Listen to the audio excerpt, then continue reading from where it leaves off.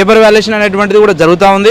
దాంట్లో మొత్తం అస్తవ్యస్తంగా ఉన్నది ఆ వ్యవస్థ. అయితే అది మన control of examinations board of intermediate commissioner Krishnaditya గారు కూడా దీనిపైన ఒక విచారణ చేపట్టాలని నేను కోరుతా ఉన్నా. రేపు ఫలితాలు ఆడిట్ అయితే మాత్రం దీనికి డిఐఈఓ దసరు నాయకే బాధ్యత వహించాలి.